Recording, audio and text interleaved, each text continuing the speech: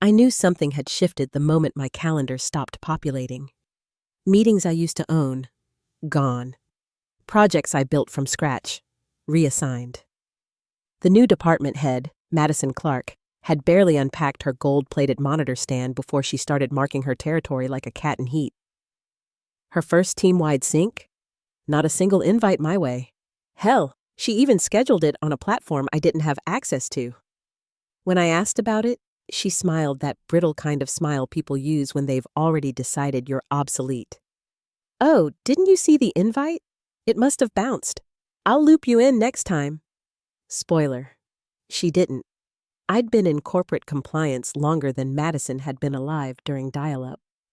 14 years inside that glass-walled zoo they called Echelon Systems, watching CEOs promise new eras before vanishing with golden parachutes sewn from everyone else's paychecks. I'd seen entire departments rebranded as efficiency initiatives just to mask layoffs. Watched colleagues escorted out with their dignity stuffed into branded tote bags. But nothing prepared me for Madison. She didn't scream or curse. She just smiled and deleted. First, my access to the risk matrix vanished. Then, the internal audit drives.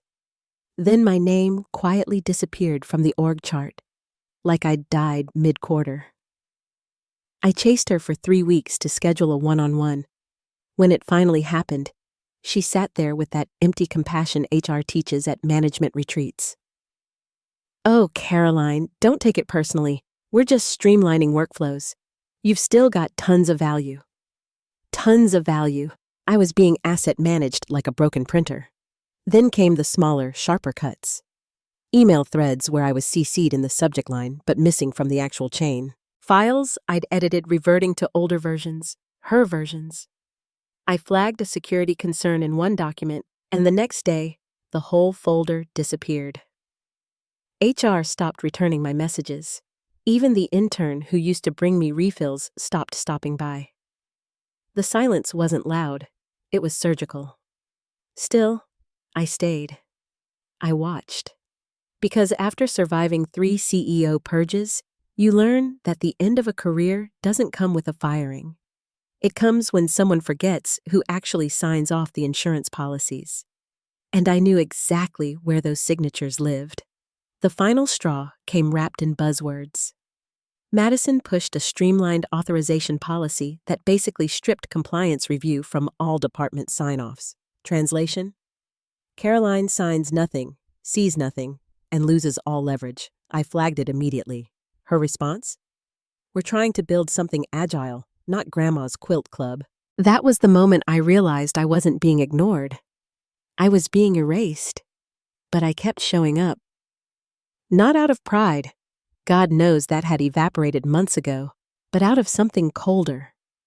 Because people like Madison forget that paper trails don't die easily. Especially when the one you're erasing built them.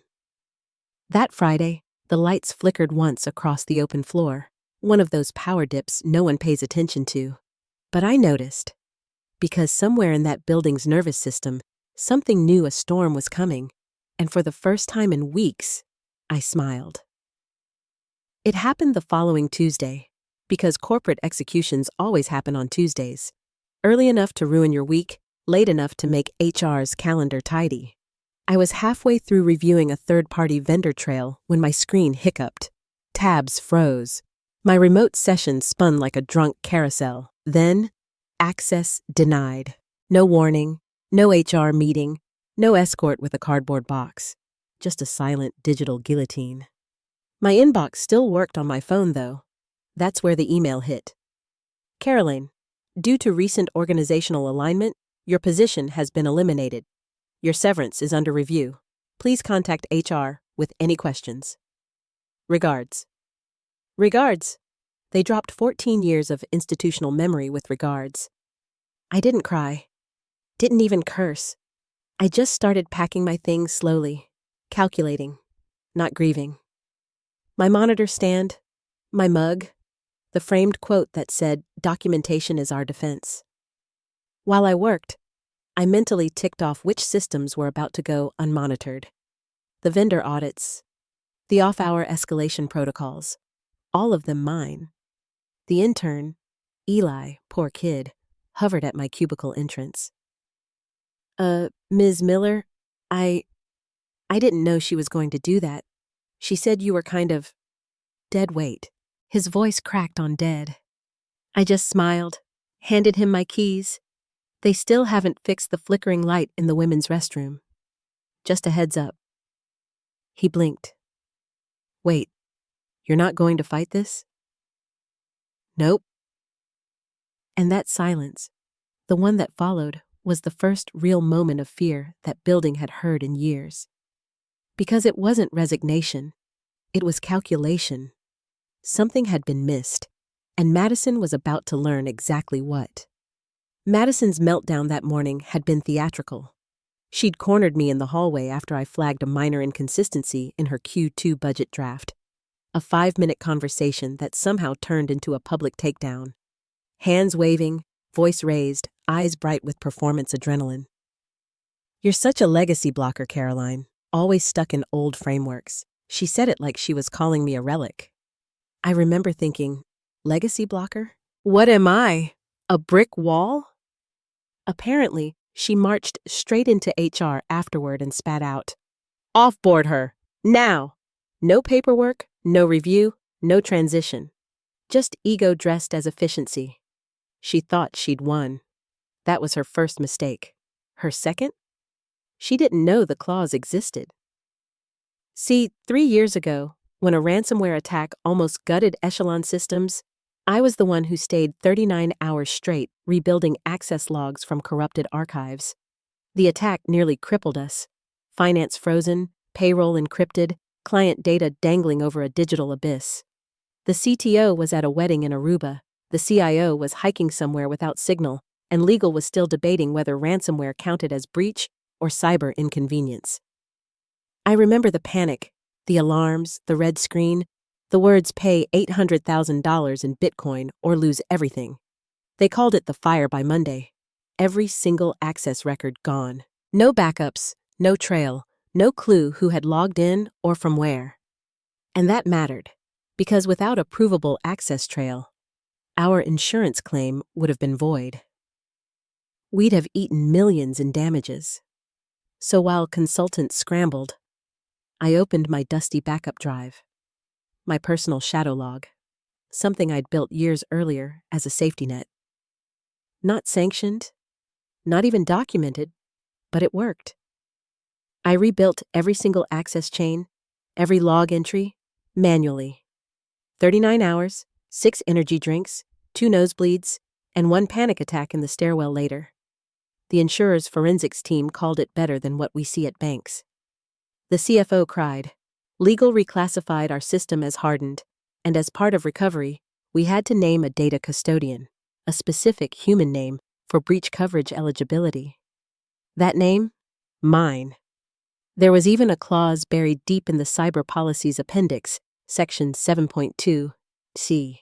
It read, "The data custodian may not be removed, replaced, or deactivated without executive review and documented transitional handoff." Failure to comply renders coverage void. When I asked the insurer's counsel if it was enforceable, he said, "More than enforceable, it's bulletproof." So I signed. They even took a photo of me holding the compliance certificate for the internal newsletter. Me, sweaty and sleep-deprived, smiling like someone who'd survived war. And I remember thinking, this clause is going to save me someday. I just didn't know it would be from Madison Clark. The night she fired me, I didn't rage or panic. I brewed chamomile tea. There's power in calm rituals after chaos. While she was probably bragging about cleaning house on Slack, I was at my kitchen table, opening my old ThinkPad. Under the bed, in a plastic bin labeled holiday decorations, lived the real archives, offline, redundant, uncorrupted. I plugged in the drive. Click. The files opened like old friends. Logs, credential chains, breach protocols, all version controlled.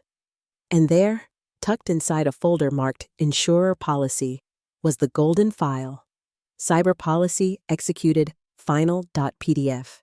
Page 42. Clause 7.2c. Highlighted. I smiled, pulled out a hardware-encrypted USB, copied the essentials, checked the transfer twice. Documentation never lies. Then I wrote an email to the insurer's compliance contact. Subject: urgent. Policy custodian removal violation.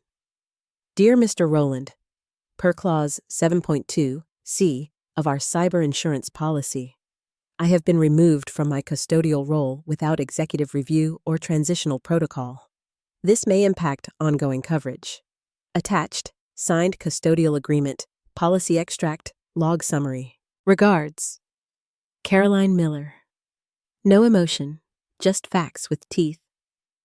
I hit send at 8:43 p.m., finished my tea, and watched the city lights flicker outside my window. Calm, cold, waiting. Madison thought she'd erased me. What she didn't realize was that removing the keystone doesn't delete the arch. It collapses it. Wednesday morning, the espresso machine in HQ purred. Someone brought stale muffins. Madison was already performing in the kitchen, talking about making compliance more nimble.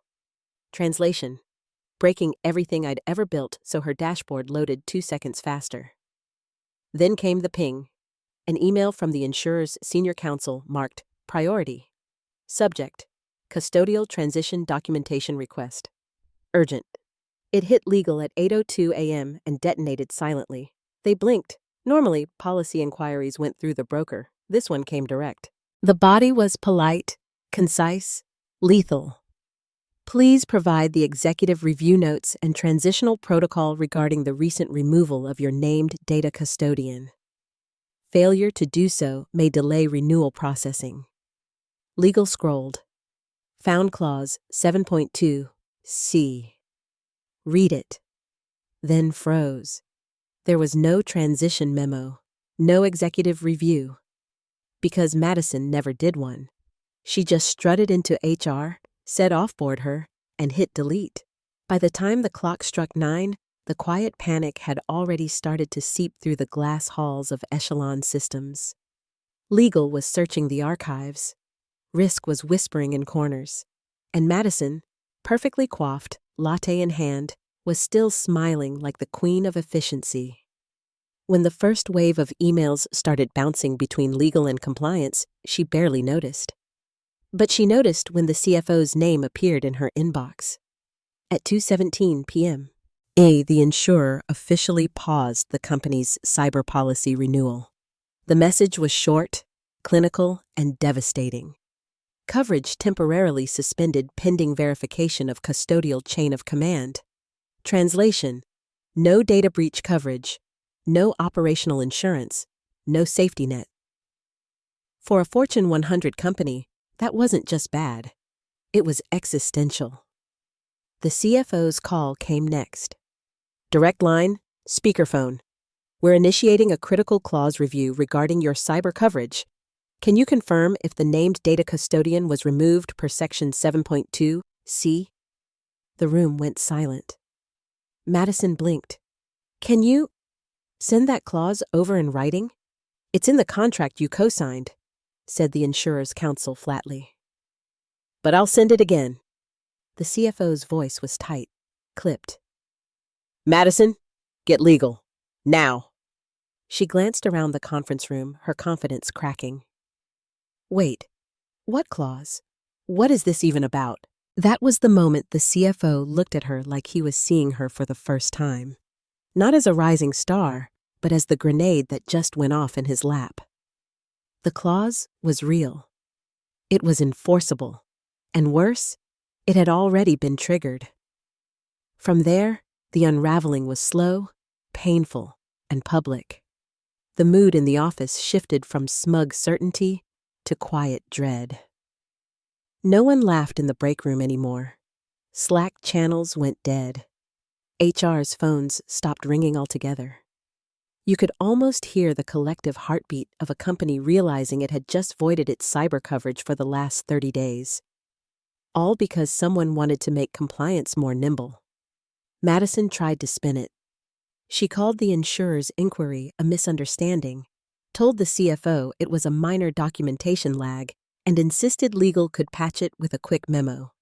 But the insurer's silence said otherwise. In corporate terms, silence from legal equals doom. Thursday morning, desperation started to smell, like citrus toner and overused perfume. Madison was marinating in both.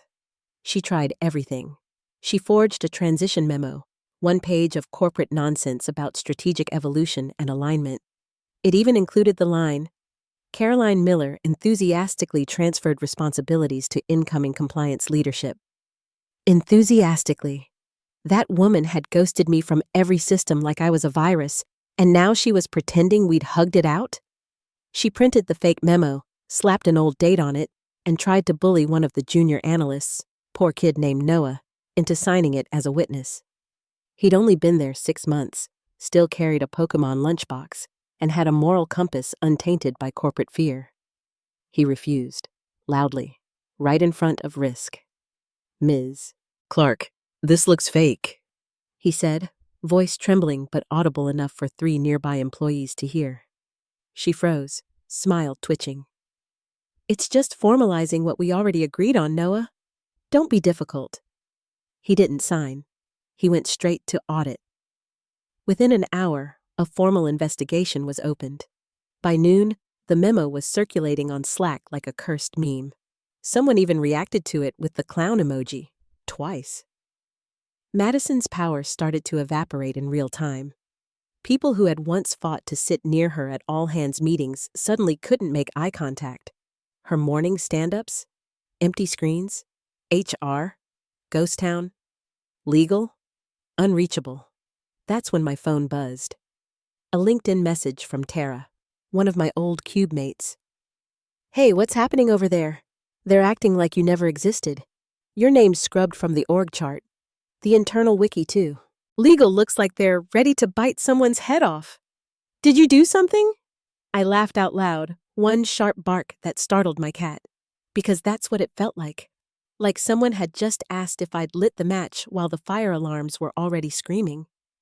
They were pretending I'd never existed. Caroline who? The woman who'd written every compliance binder they still depended on, who'd literally saved the company during the ransomware crisis. Erased. But the thing about pretending someone never existed is that eventually, someone has to answer who signed the insurance policy. And that name sure as hell wasn't Madison's. By Friday morning, the company had gone from smug calm to pre-storm stillness. Emails were marked urgent, calls redirected to executive only, and every calendar in the C-suite had one new entry. Emergency insurance and risk compliance briefing. Mandatory attendance. Legal sent it. Not HR. Not Madison. Everyone was invited. The CEO, CFO, General Counsel, Risk VP, even the insurer's outside counsel. The same man who'd written Clause 7.2c 3 years ago. Guess who wasn't invited? Me. But I didn't need to be. My move had already been played. 3 days earlier, I'd walked into the neighborhood post office in jeans and a hoodie, holding a padded envelope. Inside, the original signed custodial agreement, notarized and sealed, with a yellow sticky note on the key clause that simply said, as discussed. The clerk asked, "Would you like to add insurance?" I smiled. This envelope already contains it. It was delivered Thursday morning, signed for by someone in the insurer's legal department. And by Friday at 10 o'clock a.m., Madison Clark's calendar was locked, her Slack access frozen, her office door closed. Because somewhere, in a very cold boardroom, the storm had landed. I wasn't in the room that morning, but I didn't have to be. I'd worked in that building long enough to imagine the scene frame by frame. The smell of burnt coffee, the air-conditioned chill of corporate dread, and the way people's voices drop an octave when legal counsel walks in. The emergency compliance briefing began at 10 a.m. sharp. No muffins, no smiles, no PowerPoint deck about innovation through change. Just one thick binder sitting in the middle of the mahogany table, tabbed to a single page, Clause 72C. The insurer's external counsel stood at the head of the table, gray suit, wire-rimmed glasses, the kind of man whose voice could cut glass without raising volume. He opened the binder with deliberate care and began reading aloud. Any unauthorized removal, termination, or deactivation of the named data custodian shall render cyber coverage null and void retroactively to the beginning of the active policy period. He didn't even finish the paragraph before silence fell. The CFO stopped flipping through his own copy and just stared at the page. The head of risk scribbled something on a pad, underlined it 3 times, and then looked up with that slow, horrified realization that comes when your entire operation just fell out from under you. The HR director made a soft, choking sound. Wait, retroactively? The lawyer nodded once. Retroactively. In that one word, millions of dollars evaporated. Every vendor contract, every active NDA, every client assurance report, all suddenly uninsured. Madison shifted in her seat, trying to recover that executive calm she'd practiced for years. "This is a misunderstanding," she started, her voice trembling under the thin veneer of confidence. There wasn't a termination, per se. It was a restructuring. Compliance was being modernized. We were implementing agile protocols. "You can restructure," the lawyer interrupted coolly. "But you can't rewrite contracts you never read." The words hung in the air like frost. The CEO, a smooth-talking veteran named Daniel Reed, famous for his calm under pressure, sat at the end of the table, completely still. He didn't speak, didn't even blink. When he finally did, it was slow, deliberate, and terrifyingly quiet. "Let me understand this," he said, folding his hands. "You fired the one person holding our breach coverage in place?" Madison's smile faltered. She wasn't. She was obsolete. She hadn't adapted to the new frameworks and... He raised a single hand. "Obsolete?" he repeated, almost tasting the word. Then he leaned forward, elbows on the table. Clause 72C doesn't mention frameworks. It mentions a name. That name is Caroline Miller, which means when you deleted her without protocol, you voided our cyber policy and exposed this company to full liability. The room froze. Even the fluorescent lights seemed to buzz quieter. Daniel's voice stayed low, almost gentle, but every syllable cut clean.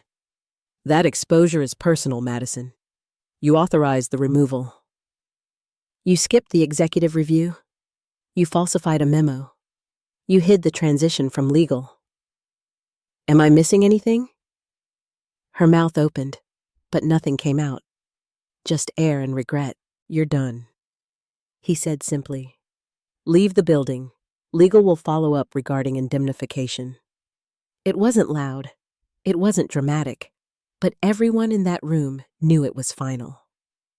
The lawyer closed the binder. The CFO exhaled for the first time in 5 minutes. And Madison Clark, the woman who had walked into that office 3 months ago like she owned the place, stood up, shoulders slumped, face pale, and walked out without a word. She didn't even take her laptop. Across town, my phone buzzed on the kitchen counter. A text from Tara. "She's out. Like, full breakdown out. Crying in front of the board. You okay?" I stared at the screen for a long moment, the sunlight spilling through the blinds in thin stripes across my kitchen table. Then I typed, "Yeah, I'm good," and deleted it before hitting send. Instead, I crossed the room and opened the cabinet above my fridge. The bottle of Merlot I'd been saving for years sat there waiting. Not for celebration, but for closure. The cork popped with a soft sigh. I poured a glass, deep and dark, and let it breathe. Outside, the late morning traffic hummed. Somewhere, someone's lawnmower sputtered to life, and in some glossy downtown conference room, The company that thought it could erase me was realizing that you can't delete what's legally binding. I raised my glass slightly toward the window, a quiet toast to the forgotten art of reading the fine print. Because revenge isn't loud, it isn't cinematic, it's paperwork, it's patience, it's a clause no one notices until it's too late. And on that Friday morning, in that perfectly sterile boardroom, the woman who'd tried to erase me learned the one rule every corporate climber should memorize. Never fire the person who knows where the receipts are buried. The thing about revenge is people always imagine fireworks, drama, shouting matches. But the best revenge is silent, procedural, and irrevocable. It arrives in a manila envelope with a return receipt and a timestamp. And by the time you realize what's happened, your signature's already on it. I took another sip, the wine smooth and heavy on my tongue. Somewhere across the city, a door was closing for good, and I didn't even need to lift a finger. By the time the afternoon sun hit the glass facade of Echelon Systems, the story had already spread through every Slack channel, hallway whisper, and breakroom rumor chain the company had. Madison Clark was gone, escorted out quietly, but not quietly enough. Word was she'd cried in the elevator, face streaked with mascara, mumbling something about miscommunication. People who'd once clapped for her at town halls suddenly acted like they'd never met her. Her desk sat untouched, an open laptop and a half-drunk smoothie melting into the desk pad like evidence. The official statement came an hour later. Due to structural changes, Madison Clark has decided to pursue other opportunities. It was the same corporate obituary I'd watched HR issue a dozen times before. Polite, sanitized, cowardly. But behind that email, chaos was blooming. The insurer had initiated a retroactive risk audit. Every open contract, every client file, every signed NDA was now under review for potential non-compliance. And since Clause 7.2c had been breached, the policy was effectively null for the last 30 days. In legal terms, that meant exposure, massive, bleeding exposure. The CFO tried to triage it. He scheduled back-to-back calls with the insurer, compliance, and legal, but each conversation ended the same way. Until a transitional protocol is executed, coverage remains void. And since I was the only one legally authorized to execute that protocol, they had a problem. By Monday morning, the fallout was spreading beyond HQ. Two major clients, both federal contractors, demanded proof of active cyber coverage before releasing their next payments. When Echelon couldn't provide it, those payments, nearly $8.4 million in total, were frozen. Vendors started asking questions, investors started calling, and someone in finance accidentally CC'd half the executive team on an email titled Urgent, Breach Coverage Lapse, Exposure Summary. It wasn't just internal anymore. It was existential. Meanwhile, I was home, sitting on my balcony in sweatpants, sipping black coffee, and watching a squirrel try to steal a cracker from a pigeon. My phone was silent, though I could feel the ripple effect through the city like heat off asphalt. I didn't need to call anyone. The clause had already done its work. At 9:12 a.m., I got an email from a name I hadn't seen in 3 years. Roland Mitchell, the insurer's compliance director. Caroline, following our recent review, we've confirmed that your removal was executed without proper authorization, constituting a breach of active policy terms. We're working with Echelon's executive team to reinstate custodial continuity. Please confirm your availability for verification. Regards, Roland. I read it twice, then set my mug down and smiled. That phrase, reinstating custodial continuity, sounded like bureaucratic poetry. In plain English, it meant I was the only key that could lock the door again. By noon, the company's legal counsel reached out next. The tone was all velvet over glass, polite but desperate.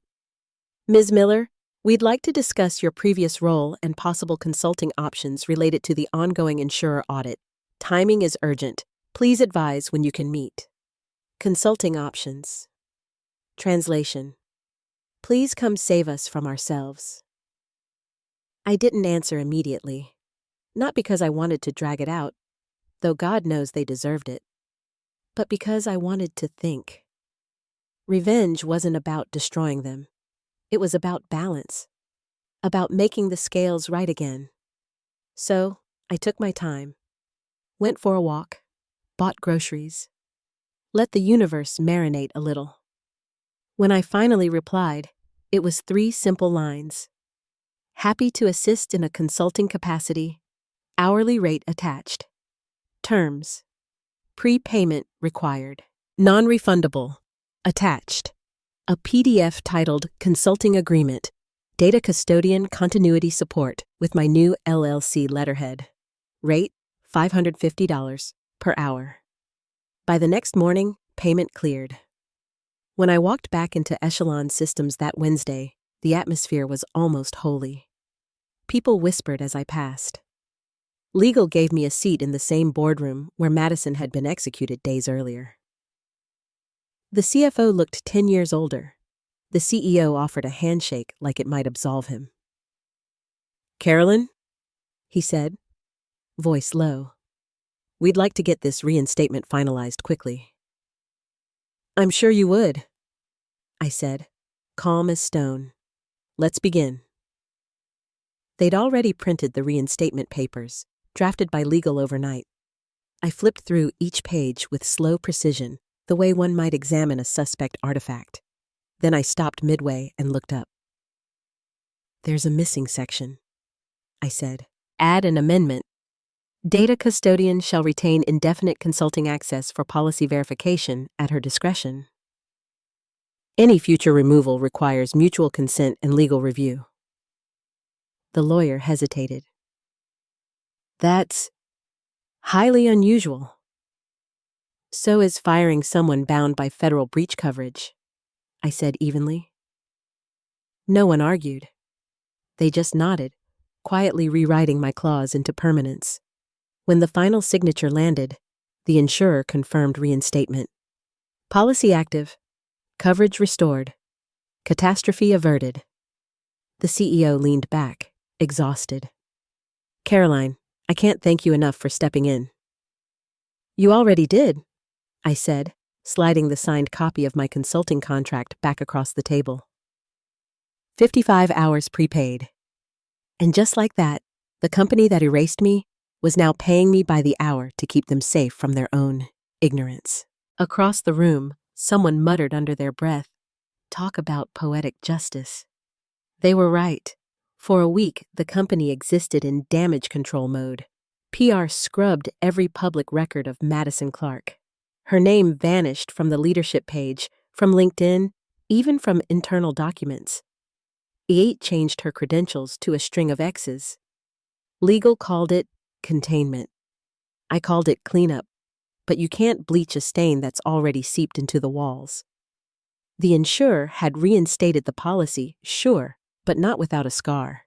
A mandatory audit and a new premium surcharge that made the CFO's eye twitch every time he saw the invoice. Every morning that week, a new problem emerged. The federal clients wanted written proof that the data custodian, me, had returned to active oversight. Vendors demanded recertification. The insurer's audit liaison hovered over everything like a vulture in a suit, and the board, terrified of headlines, kept holding informal late-night calls to discuss governance reform. The irony? Every single discussion required my signature to finalize. That's what poetic revenge looks like in real life. Not fireworks, not vindictive speeches, just bureaucratic gravity pulling everything back toward the person they tried to erase. I sat through those meetings quietly, consulting by the book. Calm, precise, no smugness, no "I told you so." Just professionalism so sharp it cut. They needed me, and they knew it. They paid me on time, every Friday. The CFO even began addressing me as Ms. Miller again, like formality could wash away the history. By the end of the second week, whispers reached me through old colleagues. Madison had lawyered up. Apparently, she was threatening wrongful termination, claiming she'd been set up. The board wasn't biting. There was no appetite to resurrect her story, not with the insurer still watching. So she was gone for good, scrubbed clean from their history the way she'd tried to scrub me. The irony didn't escape me. That Friday, while the board huddled in another emergency review, I stayed late, finishing my last deliverable, the updated breach response protocol. The office was quiet, just the low hum of air conditioning and the blue glow of monitor lights bouncing off glass walls. I looked out over the cubicle rows, remembering the first time I'd walked into this building 14 years ago, clutching a company badge that felt like a golden ticket. I'd believed then that loyalty was rewarded, that if you just worked hard and stayed honest, the system would protect you. Now, I knew better. The system didn't protect people. People protected the system, and the system forgot their names the moment they stopped serving it. Unless, of course, you wrote your name into the foundation in ink and signatures. I closed my laptop, gathered my things, and left my new badge on the desk. Not a resignation, just punctuation. I'd already decided not to renew my consulting contract. I didn't need their money anymore. Not after the settlement from the insurer for wrongful removal, which had quietly hit my account 3 days prior. Funny thing about corporate errors, when they break a binding clause, they pay interest. Walking out of Echelon Systems for the last time felt like exhaling a breath I'd been holding for years. The lobby still smelled like burnt coffee and ambition. The same security guard nodded at me on the way out, oblivious to the fact that the woman he'd seen every day for a decade had just permanently rewritten the company's insurance doctrine. Outside, the air was cool, sharp with early autumn. The city skyline shimmered like chrome. I stopped at the corner coffee shop across the street, the one I used to rush past every morning because there was never time. This time, I ordered slowly. A caramel latte, extra foam, no rush. The barista called my name, my real name, and I smiled. It sounded right again. I sat by the window, watching the reflection of the Echelon Tower in the glass. Behind those mirrored panes, people were probably still whispering about the custodian clause incident. Compliance would turn it into a cautionary slide deck. HR would file it under policy risk, but they'd never really understand what happened. It wasn't about revenge. It was about equilibrium. Corporate revenge isn't always sabotage or scandal. Sometimes it's just watching people trip over the very paperwork they ignored. It's the quiet satisfaction of knowing every decision they make will now pass through a clause you once buried for safekeeping. My phone buzzed. An email notification. From Roland Mitchell. Subject, policy renewal. Gratitude. Caroline, thanks again for your diligence during the transition. Few people understand the importance of structure like you do. Should you ever want to join our side of the table, I'd vouch for you in a heartbeat. Stay well, Roland. I smiled. The offer was tempting. Insurance, after all, was where the real power lived.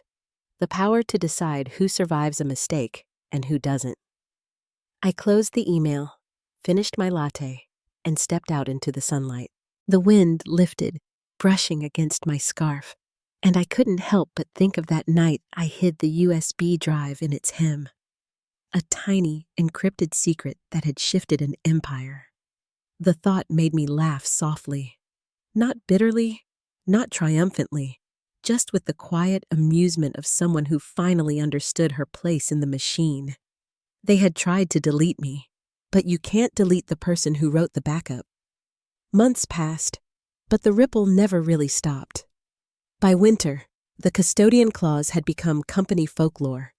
It was whispered in onboarding sessions, cited in compliance training, and referenced in meetings anytime someone mentioned a streamlined restructure.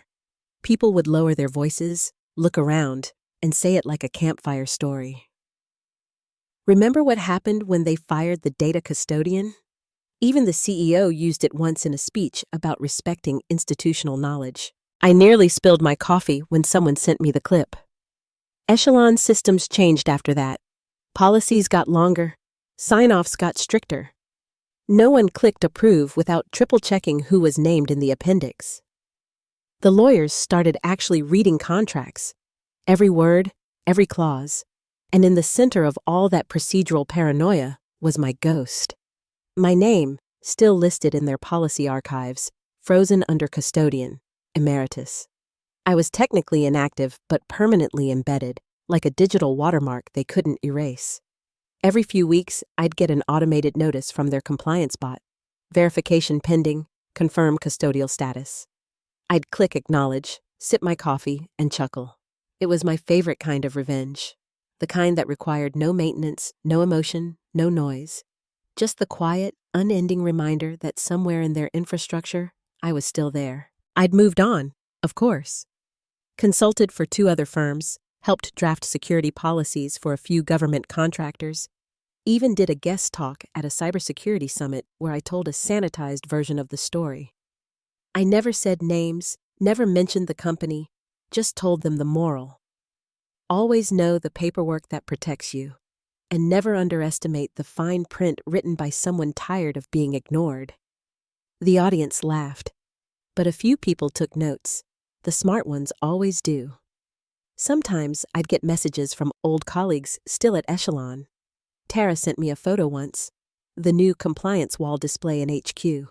It was a massive framed printout of the cyber policy's core tenets, and at the bottom, etched in tiny silver text. Clause 7.2c. Never remove a custodian without executive review. She captioned it, "They built a monument to you." I didn't respond right away, just stared at the image on my phone, the metallic letters catching the light. There was something poetic about it. A company that once deleted me now immortalized me in a clause. I wasn't angry anymore. I wasn't even proud. Just settled. Like a machine that had finally completed its cycle. That night, I opened the old USB drive one last time, the same one that had started it all. The files were still there, logs, PDFs, timestamps, signatures. I copied one, the original clause document, and printed it. Then I folded it neatly and slid it into the back of a leather notebook I used for new projects. A reminder, not of revenge, but of resilience. Because that's what people never understand about stories like mine. It wasn't about payback. It was about principle. About the idea that when someone tries to erase you, you can outlast them. Not by shouting, but by out-documenting them. The next morning, I took a new consulting call. A tech startup in Seattle, terrified of their first compliance audit. Young founder, big ego, fast mouth. "We don't really need a full compliance officer," he said. "We're nimble." I smiled. "Sure," I said, "until your policy needs a name." He blinked. "A name?"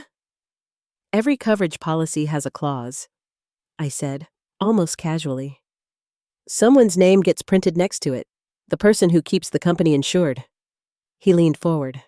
"And what happens if that person leaves?" I paused, just long enough to let him feel the weight of it. "Then your insurance dies with them." He nodded slowly. "I see. Of course, he didn't. Not yet. But someday he would. Everyone does, eventually." Later that evening, as the city lights shimmered through my apartment window, I poured a small glass of wine and thought about everything that had happened. Madison, the boardroom, the clause, the silence that followed. In the end, the revenge hadn't been explosive. It had been structural, embedded in a contract, enforced by law, invisible until it wasn't. The best kind there is. I set my glass down, picked up my pen, and wrote a line across the last page of my notebook. Never fire the person who writes the clause. Then I underlined it twice. Outside, the wind rattled the windows, cold and clean, carrying the hum of the city. The sound of people working late, chasing numbers, trying not to make the same mistake twice. I smiled faintly, turned off the light, and let the room go quiet. Because in the end, that's how real power moves. Not loudly, not violently, just permanently. And somewhere inside Echelon's servers, buried in Appendix D, Section 7.2 C, my name still sat there. Ink, digital, and eternal. The custodian they forgot. The clause that didn't,